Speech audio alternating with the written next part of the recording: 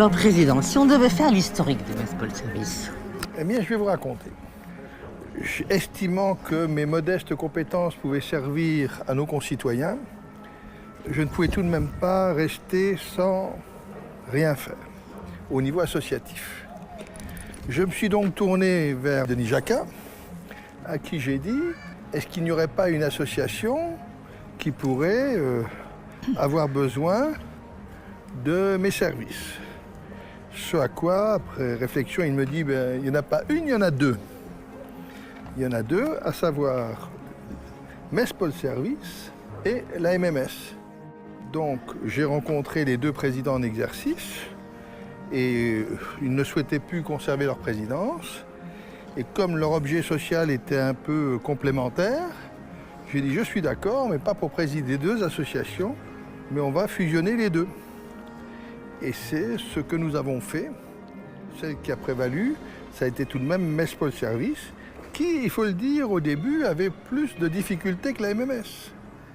La MMS était une association qui était plus solide, alors que Mespol Service, à l'époque, avait plus de difficultés à boucler son budget.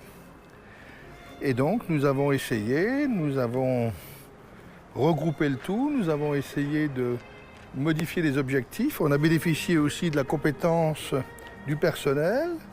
On a bénéficié aussi de financements importants qui ont fait que Mespol Service est devenu une grosse structure qui a surtout comme mission sur Borny de pouvoir permettre la réinsertion sociale.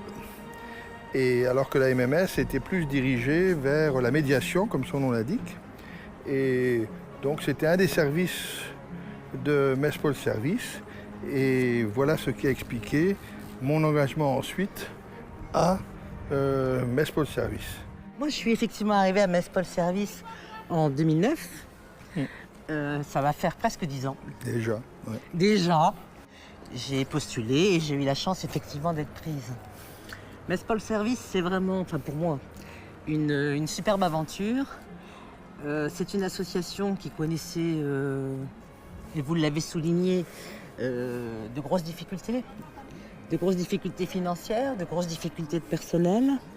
Je me suis amusée cet après-midi à regarder un petit peu l'évolution de Mespol Service depuis 2009.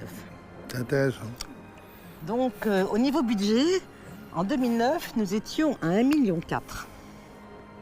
Nous sommes aujourd'hui à 3,8 millions. C'est important. Pour 2017, on est à pratiquement 750 000 € de prestations de services réalisées par nos salariés qui, je le répète, sont bien des salariés en insertion. Pour certaines personnes, on leur redonne aussi de la dignité. Tout à fait. Et ça va dans le même semble sens. Aussi ça va dans le même sens. une valeur importante. Ce qu'il faut garder comme objectif, c'est ça. On est là pour aider les gens, pour leur permettre par une formation, par une qualification, aussi à les remettre au travail, ce qui n'est pas toujours évident non plus, mais on leur apporte un plus. Et ça, je crois que c'est essentiel et c'est important.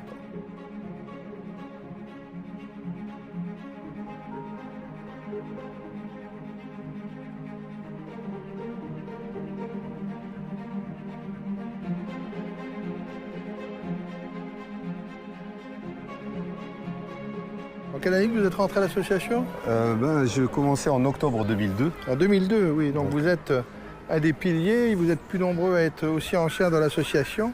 Tout à fait. Et je crois qu'au moins vous avez pu voir, vous, toute l'évolution de l'association. À ses origines, les difficultés qu'elle avait pu avoir et ce qu'elle est devenue. Mais c'est vrai que Mespol Service a énormément évolué. Je pense qu'il y a des personnes qui sont très compétentes à Mespol Service, donc de la base jusqu'à la présidence de l'association. On perd donc notre directrice, Madame Bonatti, qui s'en va bientôt en une retraite bien méritée. Mais on récupère Monsieur Méniri, qui va, je pense, continuer le travail et apporter aussi d'autres idées. C'est pas toujours facile, mais au niveau de la population et du public, je pense que c'est aussi une attente pour eux. Parce que moi, j'en ai vu certains attendre avec impatience de pouvoir venir à Mespol Service, car ils savaient que c'était pour eux peut-être aussi la clé qui leur permettrait de pouvoir évoluer et de pouvoir réintégrer la société. Je crois que c'est... Tout à fait. Si on devait résumer, c'est ça. Donc piquage de papier, ramassage et on a aussi les prestations externes qu'on fait donc avec les bailleurs, sociaux. On assure aussi le déneigement donc, des personnes âgées et ou handicapées. Et les cimetières. Et on a aussi donc un travail sur les cimetières qui est fait aussi. On a 10 personnes plus un encadrant technique du lundi au vendredi donc, qui assure le nettoyage de tous les cimetières de Metz.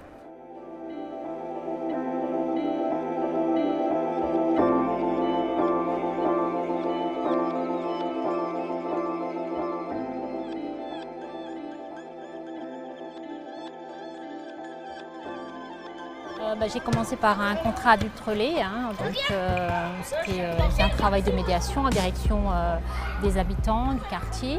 Après, on m'a proposé un poste de responsable de secteur, que j'ai accepté parce que je connaissais bien le quartier. Je suis issue du quartier et puis ça a facilité le travail. Et puis là, actuellement, je continue à me former puisque je suis en Master 2 de management des organismes d'insertion. D'accord. Et tout ça au sein de Mespol Service? Au sein de Mespol Service, oui. Je pense qu'il ne faut pas oublier notre public. Nous avons un public en insertion qui est très éloigné de l'emploi, et notamment les publics les primo-arrivants. C'est des personnes qui arrivent en France et qui ont pas du tout d'expérience professionnelle. Forcément, il y a des exigences au niveau des marchés publics, des prestataires et des clients. Donc, ce qui fait qu'à un moment donné, l'équilibre, comment vous arrivez à le trouver en termes d'accompagnement?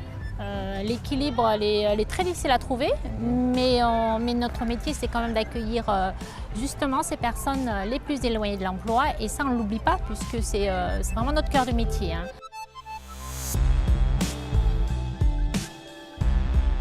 Il n'y a pas de sous-métier, pour moi il n'y a pas de sous-métier et puis c'est un travail qu'il faut faire. De toute façon il faut bien des éboueurs, il faut bien des gens qui ramassent les papiers, des gens qui vident les poubelles, ça fait partie de la vie et du travail. On fait son boulot, on ne se pose pas de questions, c'est du moment qu'on a du travail et puis que quelle que soit la société ou l'association, du moment qu'on vous tend la main, il faut toujours rendre ce qu'on vous a donné. Moi j'étais plus ou moins en rentrant chez Mespol Service, ça m'a vraiment fait remonter et ça m'a donné qu'une envie, c'est de me battre à 50 ans pour avoir un emploi.